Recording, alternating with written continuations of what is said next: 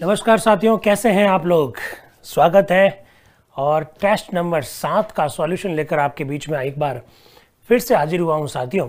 आपके बहुत सारे प्रश्न थे, बहुत सारी क्वेरीज थी। इन प्रश्नों में हमने टेस्ट पेपर में भी उन प्रश्नों को इंक्लूड कर दिया है ताकि सॉल्यूशन कराते समय आपके उन प्रश्नों को, आपकी उन जिज्ञासाओं को भी शामिल किया जा सके साथियों। तो पहले प्रश्न के रूप में आपके लिए हाजिर है। ये थोड़ा सा दिमाग लगाना पड़ेगा, इसमें हर प्रश्न में दिमाग लगाना पड़ेगा। ये सीधे प्रकार के प्रश्न नहीं है। हो सकता है कि एज इट इज ये जो प्रश्न आपको करवाए जा रहे हैं वो आपकी परीक्षाओं में नहीं आए, ये पहले से मैं क्या रखा हूं, लेकिन इनसे रिलेटेड प्रश्न आएंगे। ये आपके कॉन्सेप्ट को क्लियर करेंगे साथियों। इस बात को जरूर ध्यान रखिएगा। जरा देखिएगा कौन सा सही है, ऐसा पूछ रहा है ये। कौन सा सही है? अधिकार नागरिकों के विरुद्ध राज्य के दावे हैं। राज्य के तो दावे हो ही नहीं सकते, ये तो स्टेटमेंट गलत है। अब जानते हैं मौलिक अधिकार राज्य के विरुद्ध प्राप्त है हमको, नागरिक के दावे हैं राज्य के विरुद्ध। यस, मौलिक अधिकारों की प्रकृति निषेधात्मक क्यों है साथियों? इसी वजह से तो है। मौलिक अधिकार राज्य के विरुद्ध दावे हैं, ना कि राज्य के दावे नागरिक के विरुद्ध है। सो पहला स्टेटमेंट तो गलत है साथियों। अधिकार वे विशेषाधिकार है जो किसी राज्य के संविधान में समाविष्ट है। यस, बिल्कुल ये ठीक बात है। अधिकार वे विशेषाधिकार है जो किसी राज्य के संविधान में समाविष्ट है, बिल्कुल होते हैं।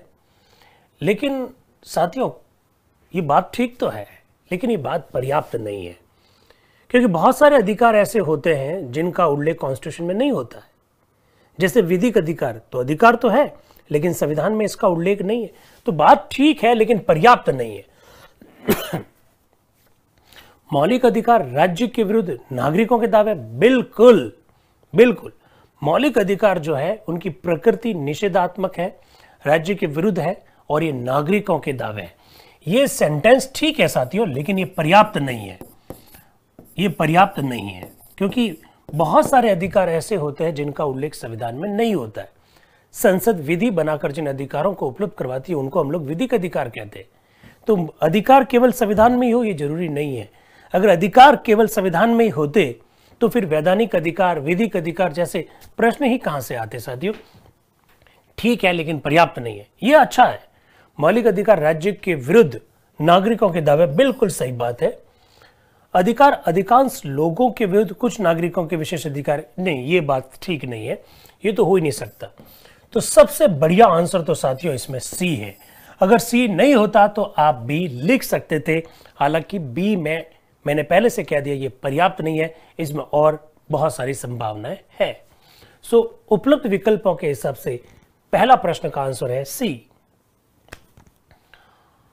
सही उत्तर दीजिए, अभी देते हैं। अनुच्छेद 15(1) निषेध करता है कि राज्य किसी नागरिक के साथ केवल निम्न आधार पर भेदभाव नहीं करेगा। साथियों मैंने आपको ये कहा था कि अनुच्छेद 15 में 5 आधार है, अनुच्छेद 16 में 7 आधार है, आपको याद करने पड़ेंगे। क्या? राज्य किसी भी व्यक्ति के साथ धर्म के आधार पर, धर्म, जाति के आधार पर 2, मूल वंश के आधार पर 3, लिंग के आधार पर 4 और जन्म स्थान के आधार पर ये 5 आधार लिखे हुए अनुच्छेद 15 में, इनके साथ कोई भेदभाव नहीं करेगा साथियों, ऐसा कॉन्स्टिट्यूशन में लिखा हुआ है। और इसमें अगर 2 जोड़ देंगे, उद्भव और कौन सा, निवास, तो ये 7 आधार हो जाएंगे साथियों। और इन 7 आधारों का उल्लेख है अनुच्छेद 16 में, लेकिन हम तो अनुच्छेद 15 की बात कर रहे हैं। 15 में 5 है। धर्म बिल्कुल सही, मूल वंश भी बिल्कुल सही, लिंग भी बिल्कुल सही, जन्म स्थान, लेकिन ये तो 4 ही है। सही तो है लेकिन 4 ही है। धर्म बिल्कुल सही, मूल वंश सही, लिंग सही, जन्म स्थान सही, और वंश क्या है? मूल वंश और वंश नहीं, वंश जैसा कुछ भी लिखा हुआ नहीं है, वहां लिखा हुआ डिसेंट यानी नस्ल यानी मूल वंश। धर्म, मूल वंश, जाति, संप्रदाय जैसा कोई शब्द अनुच्छेद 15 में लिखा हुआ नहीं है। धर्म, मूल वंश, जाति, लिंग, जन्म स्थान या इनमें से कोई, बिल्कुल सही। Appropriate answer is D. इस प्रश्न का जो सही आंसर है साथियों वह है डी। निम्न में से कौन से संविधान संशोधन अधिनियम के द्वारा यह प्रावधान किया गया कि एससी और एसटी को पदोन्नति में होने वालों को वरिष्ठता प्राप्त होगी? बहुत बढ़िया साथियों। इंदिरा साहनीवाद में सुप्रीम कोर्ट ने साफ साफ शब्दों में ये कह दिया था कि प्रमोशन में किसी भी प्रकार का रिजर्वेशन नहीं होगा। इस मामले में सुप्रीम कोर्ट ने साफ साफ शब्दों में कह दिया था कि प्रमोशन केवल इनिशियल रिक्रूटमेंट के लिए है, प्रारंभिक भर्ती के लिए है। इस मामले में सुप्रीम कोर्ट के द्वारा दिए गए निर्णय के प्रभाव को समाप्त करने के लिए हमने 1995 में 77वां संविधान संशोधन किया और संविधान में 16(4)A नाम का नया अनुच्छेद जोड़ा। लेकिन साथियों, इसमें वरिष्ठता शब्द आते ही इसकी बात चेंज हो गई। 16(4)A हमने जोड़ा 77वें के द्वारा, लेकिन सीनियरिटी जो शब्द है वो आपको मालूम होना चाहिए 85वें संविधान संशोधन के द्वारा वर्ष 2000 में जोड़ा गया था साथियों। 2001 में जोड़ा गया था, जिसमें अनुच्छेद 16(4)A के अंतर्गत वरिष्ठता जैसा शब्द भी जोड़ा गया।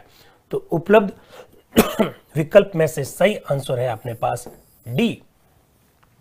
76वां संविधान संशोधन आप लोग जानते हैं, तमिलनाडु में 69% रिजर्वेशन का प्रावधान करने हेतु किया गया। 77वां मैंने बता ही दिया साथियों। 81वां संविधान संशोधन 16(4)B बैकलॉग की भर्ती वाला आपको याद होगा। तो ये सब बातें आपको मालूम होनी चाहिए। तो आंसर हो गया डी। निम्न कथनों पर विचार कीजिए। कोई भी व्यक्ति सरकार के अधीन लाभ के पद पर है तो वह संसद की अनुमति के बिना किसी अन्य देश से उपाधि धारण नहीं कर सकता। हाँ, ये बात अनुच्छेद 18 की कर रहा है, लेकिन संसद थोड़ी लिखा हुआ है यार। वहां क्या लिखा हुआ है? राष्ट्रपति। संसद आते ही गलत हो गया साथियों, राष्ट्रपति होना चाहिए था यहां पर, इसलिए पहला स्टेटमेंट गलत। बालाजी राघवन मामले में उच्च न्यायालय ने यह निर्णय दिया कि भारत रत्न अनुच्छेद 18 का उल्लंघन नहीं है। हाँ, ये बात सही है कि बालाजी राघवन वाले मामले में निर्णय दिया गया था, पर यह उच्च न्यायालय ने थोड़ी दिया था, ये तो उच्चतम न्यायालय ने दिया था साथियों, इसलिए दूसरा स्टेटमेंट भी गलत है। अपने को टालना क्या है, कौन सा सही नहीं। पहले दो तो भाई साहब आपके गलत है। चलिए, 44वें संविधान संशोधन अधिनियम के द्वारा वर्ष 1976 44वां संविधान संशोधन 1978 में लागू हुआ, 1978 में हुआ और लागू 1979 में हुआ। 1976 कैसे हो सकता है? तीसरा भी गलत। तो कौन सा सही नहीं है भाई साहब? कौन सा सही नहीं है? तीनों ही सही नहीं है, 1, 2 और 3, यानी ऑप्शन नंबर डी। तीनों ही गलत है, 1, 2 और 3 तीनों ही गलत है साथियों। ऐसी बातें भी आपको मालूम होनी चाहिए। आगे बढ़ते हैं। आगे आपके लिए प्रश्न है, एससी और एसटी को लोक सेवाओं में भर्ती में अर्हता अंकों में छूट का प्रावधान कौन से संविधान संशोधन अधिनियम के द्वारा दिया गया? भारतीय संविधान का अनुच्छेद 335 from very first of day, जिस दिन से संविधान लागू हुआ साथियों, उस दिन से यह प्रावधान करता है कि लोक सेवाओं में एससी और एसटी के दावों पर विचार करते समय आप क्या करोगे? लोक सेवा में एससी और एसटी के दावों पर विचार करते समय आप प्रशासनिक दक्षता को ध्यान में रखोगे। लेकिन साथियों, 82वां संविधान संशोधन हुआ वर्ष 2000 में। 82वां संविधान संशोधन 2000 में, और उसके तहत अनुच्छेद 335 में संशोधन करके लिख दिया कि एससी और एसटी को अर्हता अंकों में छूट दी जा सकेगी। 81वां संविधान संशोधन भी 2000 में हुआ और ये बैकलॉग से संबंधित है। ये बैकलॉग से संबंधित है और ये अर्हता अंकों में छूट देने से संबंधित है। 85वें के बारे में अभी आपने जान ही लिया था कि एससी और एसटी को प्रमोशन में रिजर्वेशन देते समय उन्हें वरिष्ठता भी प्रदान की जाएगी। तो इस प्रश्न के हिसाब से आंसर हो गया साथियों बी। राज्यों के संदर्भ में किसी भी जाति को एसटी में शामिल कौन कर सकता है? याद कीजिएगा साथियों, अनुच्छेद 341, 342 और 342 ए, आपके सामने 3 अनुच्छेद रखे गए। 341 एससी से संबंधित, 342 एसटी से संबंधित और 342 ए ओबीसी से संबंधित। और ये तीनों के संदर्भ में सारा पावर राष्ट्रपति के पास है। लेकिन ये प्रश्न पूछ रहा है राज्यों के संदर्भ में, किसी राज्य की किसी जाति को शेड्यूल्ड ट्राइब में शामिल करना हो तो यानी प्रश्न पूछ रहा है अनुच्छेद 342 के बारे में। तो ऐसी स्थिति में राज्यपाल से परामर्श करके राष्ट्रपति ऐसा करेंगे साथियों।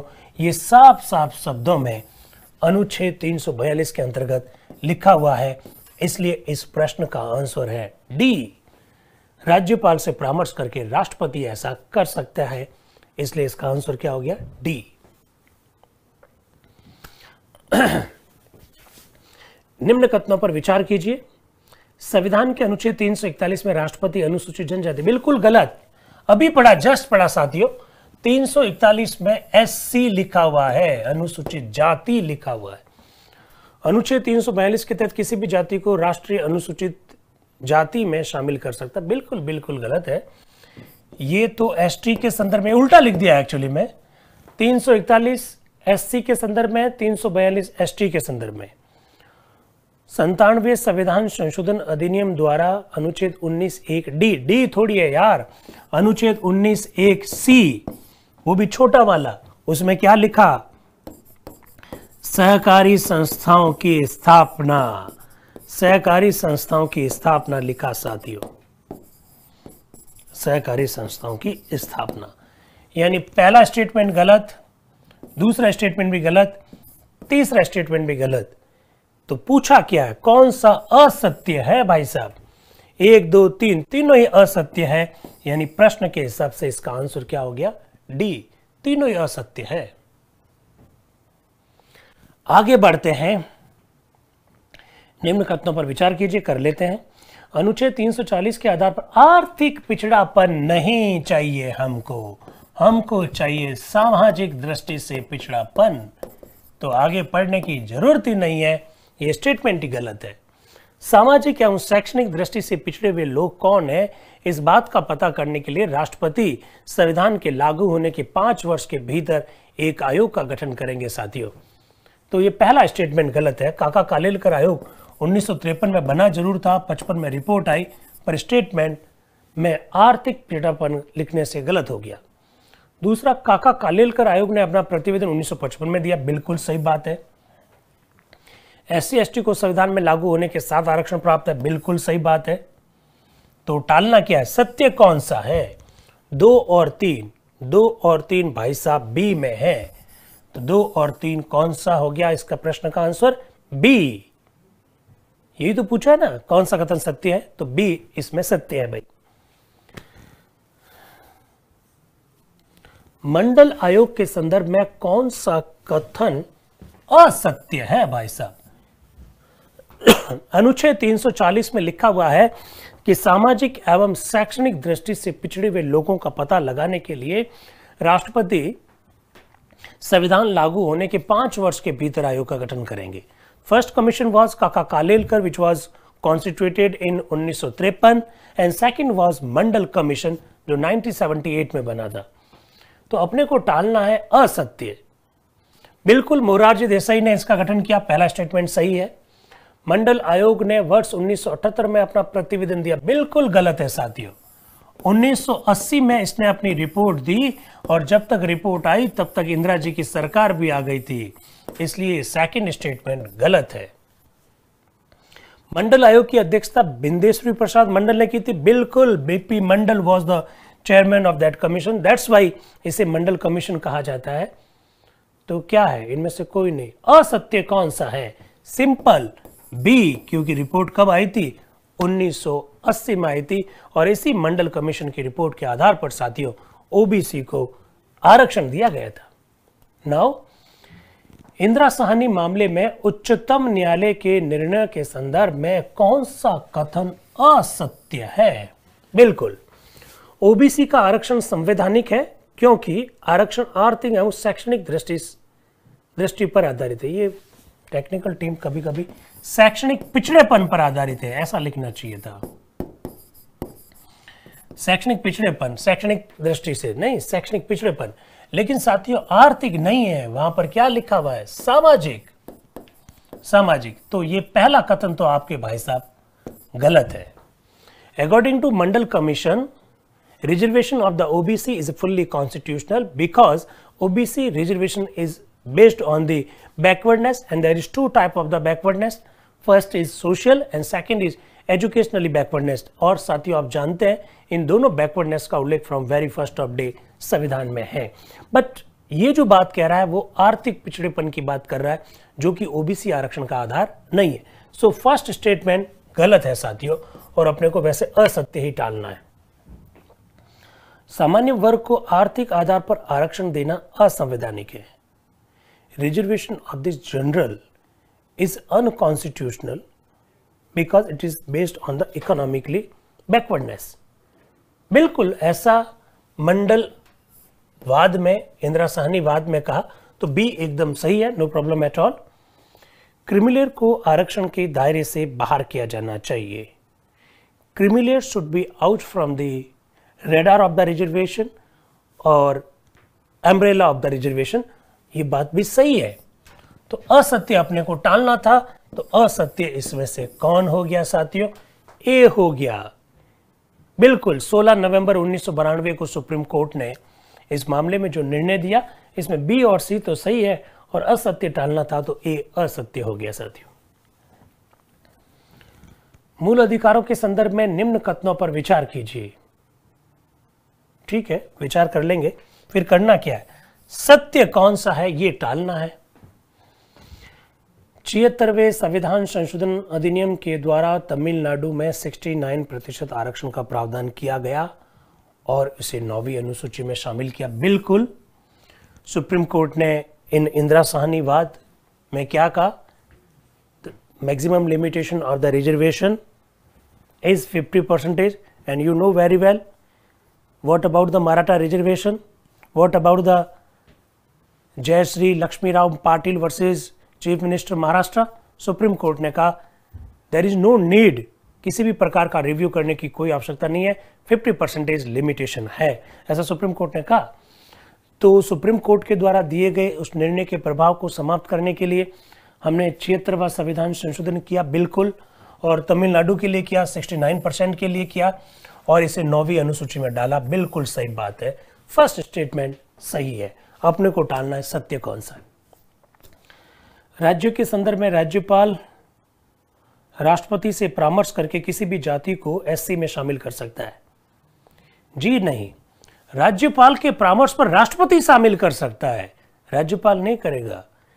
Even we can say that ये पूरा पावर राष्ट्रपति के पास ये पावर है, लेकिन राष्ट्रपति will have to consult with the governor of the concerning state. And ये जो प्रश्न है एससी के लिए है, तो अनुच्छेद 341 स्पष्ट रूप से ये पावर राष्ट्रपति को देता है, लेकिन राज्यपाल से परामर्श करना है। ये लिख रहा है राज्यपाल राष्ट्रपति से परामर्श करके, तो ये तो बात गलत हो गई साथियों। तो दो गलत है, क्या टालना है अपने को? अपने को टालना सत्य कौन सा है? तो केवल एक सत्य है, यानी ए आंसर है भाई साहब इसका, कोई प्रॉब्लम नहीं है इसमें। बहुत बढ़िया प्रश्न है ये। इंदिरा साहनी मामले के संदर्भ में निम्न कथनों पर विचार कर लीजिए और इसके बाद में आप सत्य टाल लीजिए। तो टाल ले सत्य, क्या हमारी इतनी हिम्मत है, इतनी ताकत है हम में कि हम सत्य टाल पाएंगे? सत्य तो टालना बहुत मुश्किल काम है। मेरे लिए जो सत्य है वो हो सकता है आपके लिए असत्य हो, लेकिन हमको इस प्रश्न के बारे में बात करनी है, ना कि फिलॉसफी के बारे में। चलिए आइए, इंदिरा साहनी मामले ने मंडल आयोग द्वारा दिए गए आरक्षण को सुप्रीम कोर्ट में चुनौती दी गई। इंदिरा साहनी मामले में लिखना चाहिए था, ने लिख दिया, कोई बात नहीं, ठीक है, अभी इसको रहने दीजिए। 16 नवंबर 1991, ये तो एकदम फैक्चुअली गलत है। 16 नवंबर 1991 नहीं, 16 नवंबर 1992 को सुप्रीम कोर्ट ने इस मामले में जजमेंट दिया था, जिसे हम लोग मंडलवाद के नाम से जानते हैं। ये तो तथ्यात्मक रूप से गलत है। मंडलवाद मामले में कहा गया कि पदोन्नति में कोई आरक्षण नहीं होगा, आरक्षण केवल प्रारंभिक नियुक्ति के लिए होगा। यस, तभी तो मैंने कहा था कि 77वां संविधान संशोधन किया गया और फिर हमने 16(4)A नाम का अनुच्छेद जोड़कर रिजर्वेशन दिया गया प्रमोशन में एससी और एसटी के लिए। 2 और 3 तो भाई साहब एकदम सही है। नाउ पहला क्या लिखा है? इंदिरा साहनी मामले में मंडल आयोग द्वारा दिए गए आरक्षण को सुप्रीम कोर्ट में चुनौती दी गई। देखिए, मंडल आयोग आरक्षण नहीं दे सकता है। पहली बात तो मंडल आयोग तो सलाह दे सकता है, रिकमेंडेशन दे सकता है। आरक्षण तो यार भारत सरकार ने दिया ना, आरक्षण तो भारत सरकार ने दिया। That time VP Singh ji was the prime minister of the India, Vishwanath Pratap Singh ji was the prime minister of the India. तो आरक्षण तो गवर्नमेंट ने दिया था on the recommendation of the Mandal commission. Recommendation थी मंडल आयोग की। और दूसरी बात, आरक्षण 1990 में दिया गया था यार, और मंडल कमीशन की रिपोर्ट 1980 में थी। सो ये पहला स्टेटमेंट सही नहीं है यार, पहला स्टेटमेंट सही नहीं है, बिल्कुल। पहला सही है नहीं, दूसरा सही है नहीं। तो फिर मंडलवाद मामले में कहा गया कि पदोन्नति में कोई आरक्षण नहीं होगा, आरक्षण केवल प्रारंभिक नियुक्ति के लिए। तो इसमें से तो भाई साहब केवल 3 सही है, आपका 3 सही है। हालांकि ये जो कहना चाह रहा है, जो विकल्प जो दे रखे, देखिए मैं होता तो इसका केवल 3 आंसर मानता, केवल 3, ओनली 3, ठीक है। लेकिन ओनली 3 विकल्प है क्या आपके पास? नो, देयर इज नो, किसी भी प्रकार का ओनली 3 विकल्प नहीं है। तो ओनली 3 नहीं, सॉरी, इसमें अपने को सत्य निकालना है ना। हाँ, ओनली 3 तो किसी में है नहीं। तो 16 नवंबर 1991 की जगह 1992, तो ये मतलब 2 तो 100% असत्य है। तो 2 किस किस में है? इसमें है, इसको हटा दो, इसमें है, इसको भी हटा दो, और इसमें है, इसको भी हटा दो। वाह, बहुत बढ़िया। देखिए, कई बार आपको उपलब्ध विकल्पों में से भी सही आंसर निकालने होते हैं। अगर साथियों, अगर आप मेरे सामने ये 3 स्टेटमेंट रखते और मुझसे अगर आप पूछते कि इसमें से सत्य कौन सा है, और ये विकल्प नहीं दे रखे होते, तो मैं कहता केवल 3, केवल 3, ओनली 3। लेकिन साथियों, चूंकि आपके पास विकल्प दे रखे हैं, विकल्प जो दे रखे हैं उसमें आपको देखना पड़ेगा कि 16 नवंबर 1991 तो हो ही नहीं सकता। 16 नवंबर 1991 हो ही नहीं सकता, क्योंकि 1992। तो 2 नंबर जिसमें उसको काट दीजिए। 2 नंबर इसमें है, 2 नंबर इसमें है, 2 नंबर इसमें है। तो हमारे पास जो उपलब्ध विकल्प है, इसके हिसाब से 1 और 3 यानी सी आंसर है। तो ऐसी स्थिति में आपको साथियों सी आंसर देना चाहिए था। मेरी बात को आप समझ रहे हैं? आप कई सारे आपके मन में ख्याल आ रहे होंगे, सर ये क्या बात हुई, यही बात हुई। ऐसा होता है, ये तो हमारी टेक्निकल टीम है यार, ऐसे तो रिक्रूटमेंट एजेंसीज भी कर लेती है। अगर आप मुझसे पूछते बिना विकल्पों के, तो मैं इसका आंसर 3 देता कि भाई इनमें से एक ही सत्य है, क्योंकि मंडल आयोग आरक्षण नहीं दे सकता, आरक्षण तो गवर्नमेंट देगी। लेकिन साथियों, आपके पास तो विकल्प यह है। तो देखिए, मैंने आपको तरीका बता दिया कि इसका आंसर कैसे सी है, 1 और 3, क्योंकि उपलब्ध विकल्प है। भाई, सही होना और उपलब्ध विकल्पों में से सही होना, दोनों में बड़ा अंतर है, इसलिए इसका आंसर 1 और 3 है, यानी सी है। आप इसके ऊपर ऑब्जेक्शन डाल सकते हैं, ऑब्जेक्शन डाल सकते हैं। तो इस उपलब्ध विकल्पों के हिसाब से सी इसका आंसर है। आगे बढ़े। मूल अधिकारों के संदर्भ में कौन सा कथन सत्य है? भाई साहब, कौन सा कथन सत्य है? 76वें संविधान संशोधन अधिनियम के द्वारा संविधान में 16(4)A बिल्कुल गलत है भाई साहब। ये 77वें संविधान संशोधन द्वारा जोड़ा गया। 76वां संविधान संशोधन तो भाई साहब तमिलनाडु में 69% के संदर्भ में है। 70वें संविधान संशोधन के अधिनियम के द्वारा एससी और एसटी को पदोन्नति में आरक्षण दिया गया। बिल्कुल बिल्कुल 16(4)A जोड़ा गया, ठीक है। 2 सही है। नंबर थर्ड, वर्ष 1992 में पिछड़ा वर्ग को आरक्षण दिया गया। बिल्कुल गलत है भाई साहब। पिछड़ा वर्ग को आरक्षण सितंबर 1990 में ही वीपी सिंह जी की सरकार ने दे दिया। तो अपने को क्या करना है, कौन सा कथन सत्य है भाई साहब? उपरोक्त सभी हो ही नहीं सकता। तो इसका सही आंसर है साथियों बी। बी इसका सही आंसर है। मूल अधिकारों के संदर्भ में कौन सा कथन सत्य है? तो इसका आंसर क्या हो गया? बी। ठीक। निम्न में से संविधान के कौन से अनुच्छेद में एससी व एसटी को पदोन्नति में आरक्षण दिया गया? एससी और एसटी, देखिए 16(3) ए नाम का कोई अनुच्छेद है क्या? कोई अनुच्छेद नहीं है। 16(4) तो सरकारी नौकरियों में आरक्षण का आधार है from very first of day. 16(4) ए हमने 77वें संविधान संशोधन के द्वारा जोड़ा था। तो ज्यादा दिमाग लगाने की आवश्यकता ही नहीं है। क्यों आवश्यकता नहीं है साथियों? देखिए ये कह रहा है एससी और एसटी को पदोन्नति में आरक्षण का प्रावधान किया गया है। 16(5) नाम का कोई अनुच्छेद नहीं, 16(5) ए नाम का कोई अनुच्छेद नहीं, 16(3) ए नाम का कोई अनुच्छेद नहीं, 16(4) from very first of day है। तो प्रमोशन में आरक्षण तो फिर सी बचा, 77वें संविधान संशोधन के द्वारा जोड़ा गया। तो आंसर क्या हो गया? सी। 102वें संविधान संशोधन अधिनियम के द्वारा कौन कौन से अनुच्छेद जोड़े गए? 102वां संविधान संशोधन वर्ष 2018 में हुआ। इसके द्वारा 338 बी नाम का अनुच्छेद जोड़ा गया और 342 ए नाम का अनुच्छेद जोड़ा गया। 338 B national commission for backward classes की बात करता है और 342 ए किसी भी जाति को ओबीसी में शामिल करने की प्रक्रिया बतलाता है। और ये पावर किसको देता है? राष्ट्रपति को ये पावर देता है साथियों। 102वां संविधान संशोधन 338 बी और 342 ए, 338 बी और 342 ए, यानी ऑप्शन नंबर डी इसका सही आंसर है। और मराठा आरक्षण के संदर्भ में तो ये चर्चा में रहा। इस पूरे 102वें संविधान संशोधन को चैलेंज भी किया गया था और सुप्रीम कोर्ट ने इस चैलेंज को खारिज कर दिया और कहा कि it's not a violation of the basic structure of the constitution of the India. निम्न कथनों पर विचार कीजिए।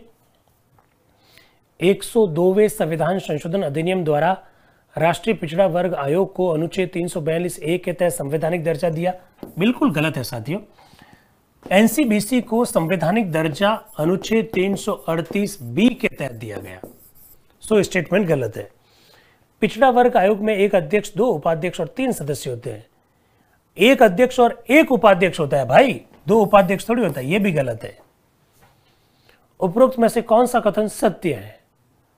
तो सत्य तो भाई साहब ना तो आपका 1 है ना 2 है। एक अध्यक्ष, एक उपाध्यक्ष, 3 सदस्य है।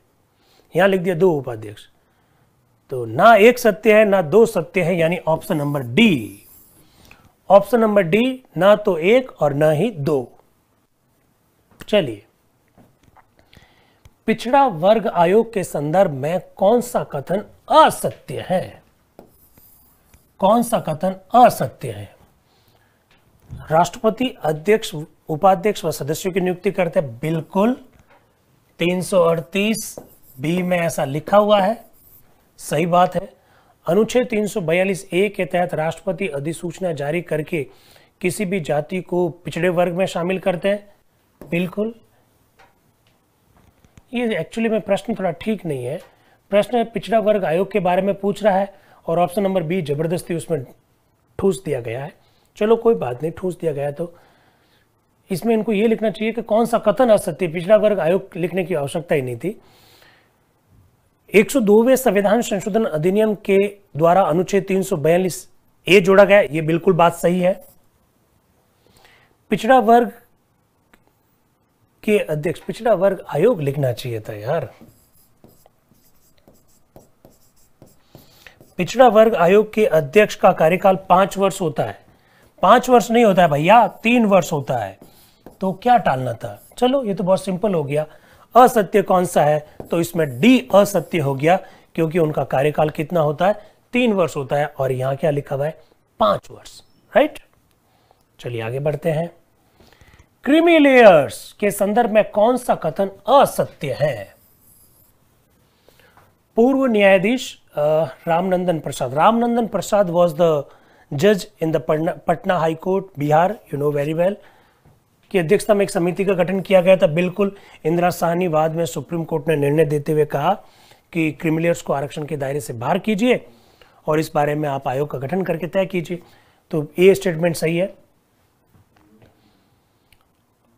रामनंदन समिति ने क्रिमिनल्स को 2 आधारों पर निर्धारित करने का सुझाव दिया. बिल्कुल 2 आधार कौन से? पद और वार्षिक आय. बिल्कुल बात सही है. तो दूसरा सही है. क्रिमिनल्स SC, ST और OBC पर लागू होता. बिल्कुल गलत है. क्रिमिनल का कॉन्सेप्ट आज के दिन केवल OBC पर लागू होता है.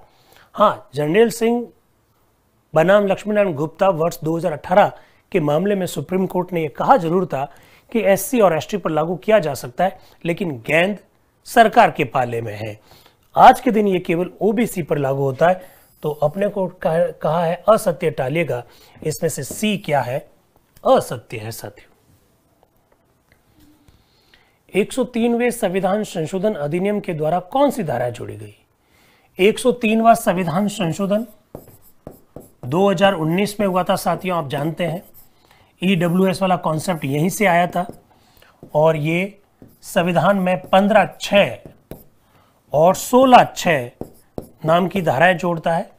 15(6) 10% आरक्षण शिक्षण संस्थानों में सामान्य वर्ग के आर्थिक दृष्टि से पिछड़े हुए लोग, और ये 10% आरक्षण सरकारी नौकरियों में, सरकारी नौकरियों में.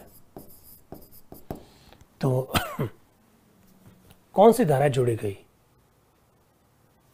15(6), 16(6), A और C यानी D इसका आंसर हो गया साथियों. तो इस तरह से भी आप याद रख सकते हैं.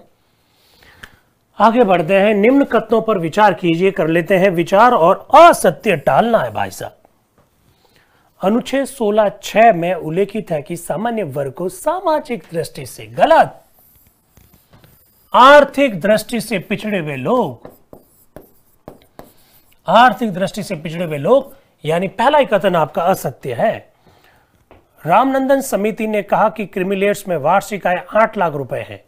रामनंदन समिति ने क्रिमिनल्स के बारे में जरूर कहा था, लेकिन 8 लाख रुपए तो वर्ष 2017 में मोदी जी की सरकार के द्वारा तय किया गया था साथियों. रामनंदन समिति ने क्रिमिनल्स के लिए 1 लाख रुपए का सुझाव दिया था. 1 लाख रुपए वार्षिक आय का सुझाव दिया था. यह स्टेटमेंट भी गलत है भाइयों. 103वें संविधान संशोधन अधिनियम के द्वारा संविधान के अनुच्छेद 16(6) नामक धारा को जोड़ा गया. बिल्कुल जोड़ा गया. 16(6) Article 16(6) is the constitutional base of the reservation on the basis of the economically backwardness for the general category, that is 10% reservation साथियों. So तीसरा स्टेटमेंट सही है. तो टालना क्या है? असत्य. 1 और 2 असत्य है भाई साहब, यानी A. 1 और 2 असत्य है यानी A. मैच करिए. कर लेते हैं मैच. 15(3) में क्या है? 15(3) में क्या? महिलाओं और बच्चों के लिए विशेष प्रावधान. तो महिलाएं और बच्चे, ये आ जाइए भाई साहब आप यहां पर. ठीक है. 15(2) स्नानागार, सार्वजनिक स्थान, मनोरंजन के स्थल, तालाब, कुएं में भेदभाव नहीं. कहां गया? कहां गया?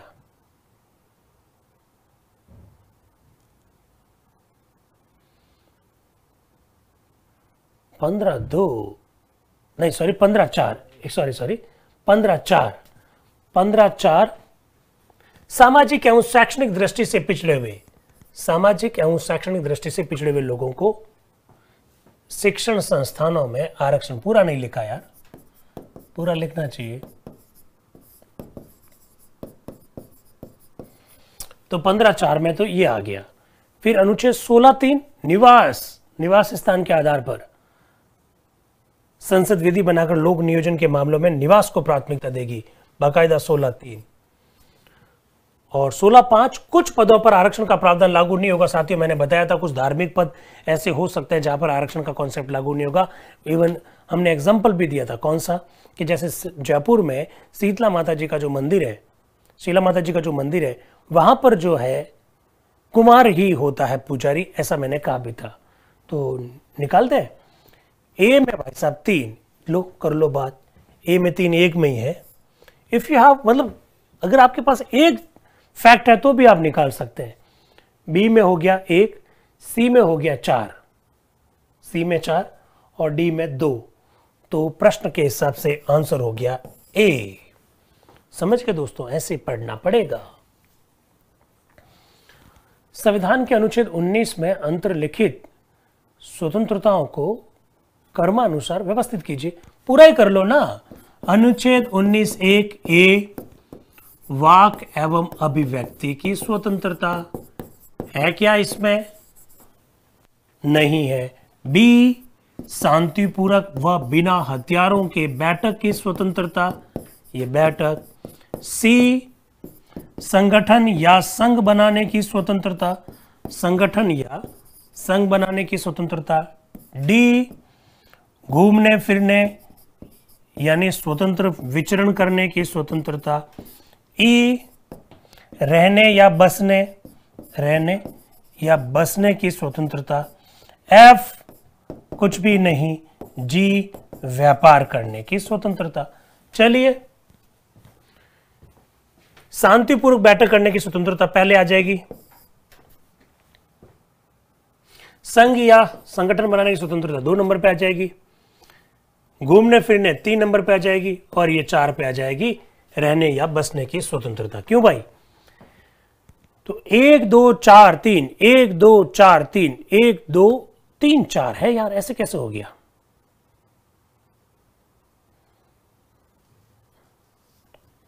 इन स्वतंत्रताओं को व्यवस्थित कीजिए।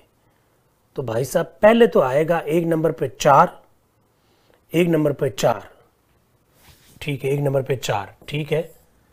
फिर 2 नंबर पे आएगा 1, 2 नंबर पर 1, ठीक है। 3 पे 3, बहुत बढ़िया, और 4 पे 2, लीजिए सर। 1 2 3 4 कैसे आएगा?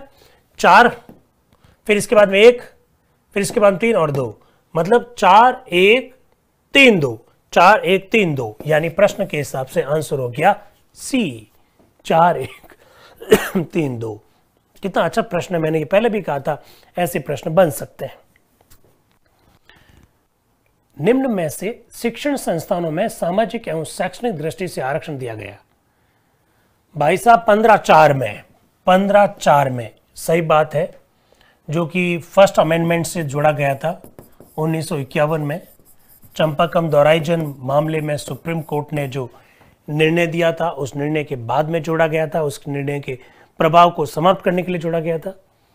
15(5) में भी आरक्षण है बाकायदा, हायर एजुकेशनल इंस्टीट्यूशंस, जिसमें प्राइवेट संस्थाएं भी शामिल है साथियों। 15(4) है, 15(5) है, 15(6) में भी है, बिल्कुल बिल्कुल। आर्थिक दृष्टि से पिछड़े हुए जो लोग हैं उनको आरक्षण दिया गया है 10%। 16(4) का कोई संबंध साथियों शिक्षण संस्थाओं में आरक्षण से नहीं है। 16(4) is a constitutional base of the reservation in public employment. And what about 15(3)? 15(3) तो महिलाओं और बच्चों के लिए विशेष प्रावधान करता है। तो भाई साहब 2 3 और 5, 2 3 और 5, 2 3 और 5, ऑप्शन नंबर 1। 2 3 और 5, ऑप्शन नंबर 2 3 और 5, ऑप्शन नंबर सी। 2 3 और 5 ऑप्शन नंबर सी में है साथियों। जरा देखिएगा, 2 3 और 5, हाँ, ये 2, ये 3 और ये 5, 2 3 और 5, 2 3 और 5, यानी सी आंसर है साथियों, एकदम सही आंसर है सी।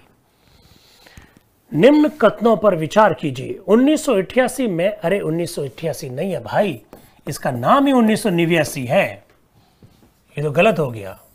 SC ST एट्रोसिटी वाला अधिनियम, जो prevention of atrocity, prevention from atrocity act 1989 का है भाई, तो स्टेटमेंट ही गलत है पहला।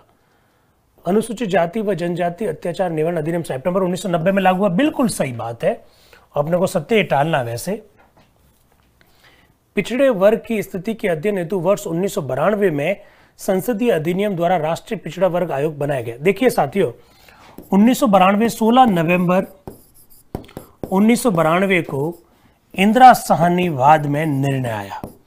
सुप्रीम कोर्ट ने कहा ओबीसी की सामाजिक एवं शैक्षणिक दृष्टि से पिछड़ेपन की स्थिति का अध्ययन करने के लिए एक आप परमानेंट आयोग बनाइए, ऐसा सुप्रीम कोर्ट ने कहा। 1992 में निर्णय आया। इस निर्णय के बाद में 1993 में संसद के कानून के द्वारा राष्ट्रीय पिछड़ा वर्ग आयोग अस्तित्व में आया, संसद के कानून से। और यही आयोग वर्ष 2018 में national commission for backward classes के नाम से संवैधानिक आयोग के रूप में अस्तित्व में आ गया, क्योंकि 102वें संविधान संशोधन के द्वारा हमने 338B नाम का नया अनुच्छेद जोड़कर एनसीबीसी को संवैधानिक दर्जा दे दिया। तो ये स्टेटमेंट गलत है भाई साहब, ये 1992 नहीं है, 1993 है। तो अपने को क्या पूछा, सत्य कौन सा है?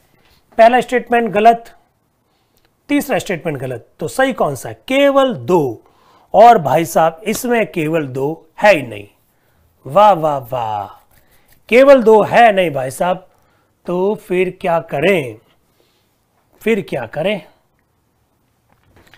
पहला गलत, ये तो उठियासी है नहीं, निव्यासी है। ये भी पहला वाला गलत, ये भी पहला वाला गलत। इसमें भाई साहब 2 और 3 लिखा हुआ है। 3 को सही नहीं मानेंगे भैया, क्योंकि राष्ट्रीय पिछड़ा वर्ग आयोग की स्थापना 1993 में हुई, इसलिए उपलब्ध विकल्प गलत है। उपलब्ध विकल्प गलत है। मैं जबरदस्ती इसको सही कर नहीं सकता यार। आप कह देंगे कि सर कर दो ना सर, क्या दिक्कत है, 1 और 2 कर दीजिए। जी नहीं, 1 और 2 कर ही नहीं सकता मैं। 2 और 3 कर दो सर। 3 मैं कर ही नहीं सकता, क्योंकि 92 में स्थापित नहीं हुआ, 93 में स्थापित हुआ। तो इसका तो सही आंसर भाई साहब केवल और केवल 2 है ये। बाकी ये स्टेटमेंट गलत है, ये स्टेटमेंट गलत है। तो इसका आंसर केवल 2 है। ये सारे विकल्प जो है सही नहीं है, एक 5वां विकल्प अलग से होना चाहिए, केवल 2। तो इसका आंसर क्या होगा? केवल 2 होगा। बस ये एक प्रश्न ऐसा है जिसमें थोड़ा सा ठीक नहीं है, आंसर केवल 2 है। बात को समझ गए? आंसर की कुछ भी आई हो आप चिंता मत कीजिएगा। 1992 छाप दिया, 1993 लिखना चाहिए था, जबकि इस वजह से इसका आंसर केवल 2 है, केवल 2 है साथियों। अगर यहां 92 के जगह 93 लिख देते तो हम इसका आंसर बी मान लेते, 2 और 3। लेकिन फिलहाल 92 लिखा हुआ है, तो इसको तो मैं जीते जी तो यार कैसे एकदम जीती मक्खी को कैसे निगल लूं, ऐसा नहीं हो सकता। इसलिए इस प्रश्न का आंसर की में कुछ भी आया हो आप मत मानिएगा, इसका आंसर क्या है? केवल 2 है। लास्ट प्रश्न, अस्पृश्यता के संदर्भ में कौन सा कथन असत्य है? संविधान के अनुच्छेद 17 में अस्पृश्यता का उल्लेख है, बिल्कुल है। अस्पृश्यता निवारण अधिनियम 1955 बनाया, 1976 में इसका नाम चेंज हुआ, सिविल राइट्स प्रोटेक्शन एक्ट, नागरिक अधिकार संरक्षण अधिनियम बन गया, बिल्कुल बन गया साहब। तो पहला स्टेटमेंट सही, दूसरा सही। अनुच्छेद 17 को मूल अधिकारों में स्वतंत्रता के अधिकार में शामिल किया। क्यों भाई? अनुच्छेद 17 तो समानता के अधिकार में आता है ना, समानता का अधिकार, यानी 14 से 18 में आएगा भाई साहब। तो तीसरा स्टेटमेंट गलत। तो पूछा क्या, गलत कौन सा? तो इसका आंसर सी। पेपर काफी अच्छा है साथियों, इस बार थोड़ी सी एक प्रश्नों को लेकर दिक्कत होगी, लेकिन मैंने सॉल्यूशन में इसका समाधान कर दिया। आप आराम से पेपर को दीजिएगा, अच्छी प्रैक्टिस में है। हो सकता है ऐसे हुबहू प्रश्न ना है, लेकिन आपके मस्तिष्क के कई सारे जो पेचेस हैं उसको ये ढीला कर देगा, खोल के रख देगा। Thank you very much.